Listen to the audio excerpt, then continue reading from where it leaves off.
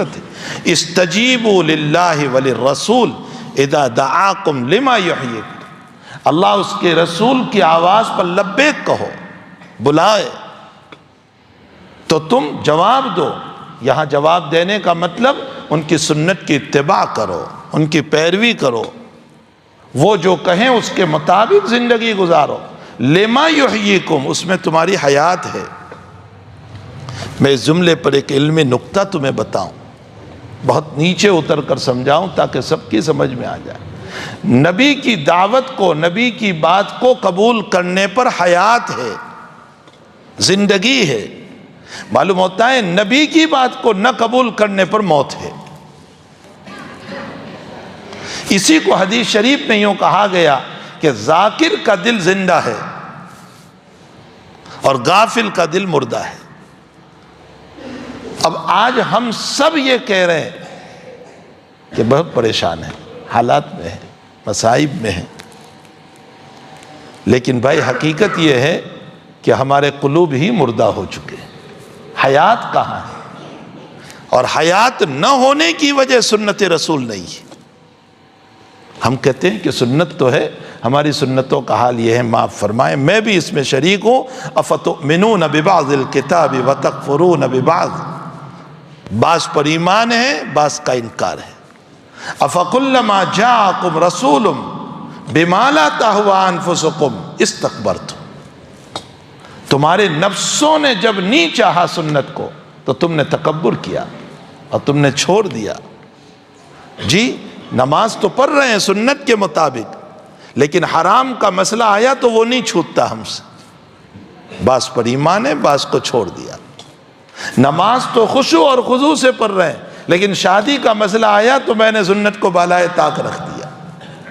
افتؤمنون ببعض الکتاب وتکفرون ببعض، نماز کا مسئلہ آیا تو روزے کا مسئلہ آیا، بہت خشوع خضوع سے میرا روزہ ہو رہا ہے، لیکن میرا نوالا افطاری کے موقع پر حرام کا ہو رہا ہے۔ اور جب کہا جاتا ہے کہ حلال کے لقموں پر قبولیت ہے، کہتے ہیں کچھ نہیں۔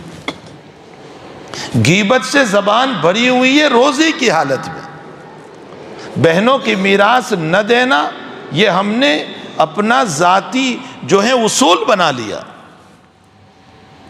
آپس میں کسی کی عزت کو پامال کر دینا یہ ہمارے ایک بہت نارمل مسئلہ ہو گیا۔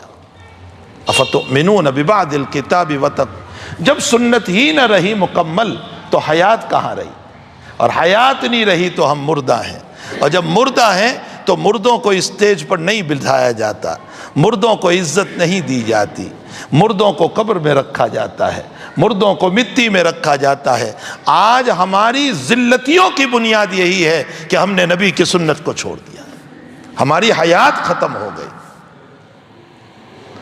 اور 1,00,000 مردے جمع ہو جائیں کوئی طاقت نہیں ہوا کرتی، ان کی طاقت کیا ہوگی؟ وہ تو سب مردہ ہے، وہ کچھ نہیں کر سکتے۔ لاکھوں انسان جمع ہو گئے لیکن کچھ نہیں ہے، ایک لفظ بول نہیں پائیں گے، ورنہ تو ذلیل کر دیے جائیں گے، زبان کھینچ لی جائے گی۔ وجہ کیا ہے؟ کہ ہمارے قلوب مردہ ہو چکے، سنت رسول صلی اللہ علیہ وسلم سے ہم غافل ہو چکے، غفلتیں ہماری طبیعتوں میں آ چکی۔ اللہ کہتا ہے استجیبوا للہ وللرسول اذا دعاکم لما یحییکم، حیات ہے تمہارے لیے۔ اور حیات کا معنی جب تم زندہ ہیں تو اللہ عزت بھی دے گا، زندوں کو عزت ملا کرتی ہے۔ جب تم زندہ ہیں تو مقام بھی ملے گا، جب تم زندہ ہیں تو اسٹیج بھی ملے گا، جب تم زندہ ہیں تو پریزیڈنٹ بھی بنو گے، جب تم زندہ ہیں تو سب کچھ تمہیں ملے گا۔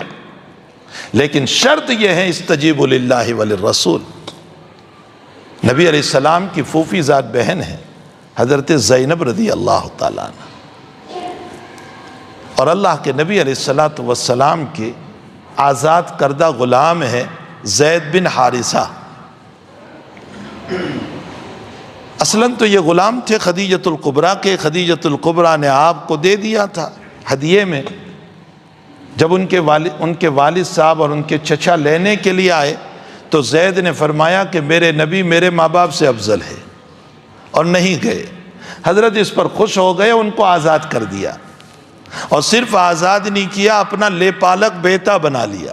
اپنا منہ بولا بیٹا بنا لیا، متبنہ بیٹا بنا لیا۔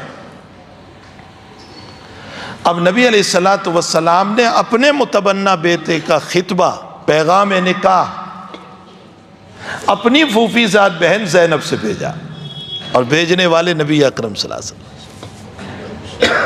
زینب بہت اعلیٰ خاندان کی، قریش کی ہے، ہاشمی خاندان کی ہے، بہت اعلیٰ خاندان، پھر عرب کی بیٹی ہے، پھر خوبصورتی بھی بہت زیادہ ہے، اور زید بن حارثہ نسب کے اعتبار سے بھی اعلیٰ نہیں، پھر غلامی کا دور گزار کر آئے ہیں، غلامی کا لیبل لگا ہوا ہے، چاہے آزاد ہو گئے لیکن غلامی کا لیبل لگا ہوا ہے، پھر خوبصورت بھی اتنے نہیں، سانولے رنگ کے تھے، تو زینب کو زید پسند نہیں تھی، اس لیے تیار نہیں ہو رہی تھی، اور پیغام نبی نے دیا ہے، اللہ نے آیت اتاری، وَمَا كَانَ لِمُؤْمِنٍ وَلَا مُؤْمِنَةٍ إِذَا قَضَى اللَّهُ وَرَسُولَهُ أَمْرًا أَن يَكُونَ لَهُمُ الْخِيَرَةُ، فرمایا کسی مومن مرد اور عورت کو یہ اختیار نہیں ہے کہ میرا پیغمبر کہیں اور تم منع کر دو، یہ ہو نہیں سکتا ہے۔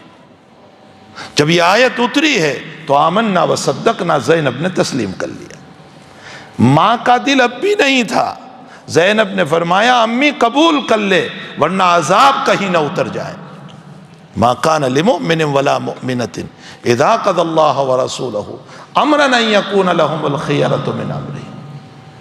تو قرآن جگہ جگہ مجھ کو اور آپ کو یہ نصیحت کر رہا ہے، اے لوگو اللہ کے نبی کی بات کو مان لو۔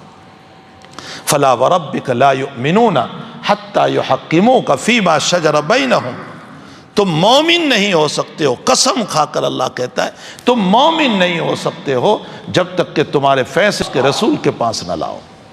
دنیا کی عورتوں سے کچھ نہیں، اور اگر تم دنیا کی عورتوں میں لے بھی گئے اور تم باوجود کہ باطل پر تھے، غلطی پر تھے، وہ مال تمہارا نہیں تھا، لیکن ہم نے غلط دستاویز بنائے، جھوٹے دستاویز بنائے، جھوٹے گواہ کھڑے کر دیے، سب کچھ کر دیا، اور دنیا کی کورٹ نے فیصلہ کر بھی دیا میرے باب میں، لیکن میں جھوٹا ہوں، تو اللہ کے نبی علیہ السلام کا فرمان سنیں۔ صحیح روایت میں حضرت نے فرمایا بہت سے لوگ چرب زبان والے آتے ہیں، یعنی بہت اعلیٰ درجے کا بولتے ہیں، اور جب وہ بولتے ہیں تو ایسا معلوم ہوتا ہے ان سے بڑھ کر جھوٹا سچا کوئی نہیں ہو سکتا۔ وہ جھوٹ کو بھی ایسے بولتے ہیں کہ کوئی سچا سمجھ لیتا ہے۔ بعضوں کی اس طرح کے بولنے کی عادت ہوتی ہے، اور قسمیں جب کھاتے ہیں نا تو تجوید میں اللہ کا لام پور نہیں ہوتا، اس سے زیادہ وہ پور کرتے ہیں، اللہ جل جلالہ، اور صفات اس طرح لاتے ہیں کہ ہر انسان اس کو سچا سمجھ لیتا ہے۔ نبی علیہ السلام فرماتے ہیں کہ چرب زبان آدمی میرے سامنے آئے اور وہ قسمیں کھا کر بتائیں اور وہ چیز اس کی نہیں ہے اور میں نے اس کے حق میں فیصلہ کر دیا، فرمایا نبی کے فیصلے کے باوجود وہ مالک نہیں ہو سکتا ہے۔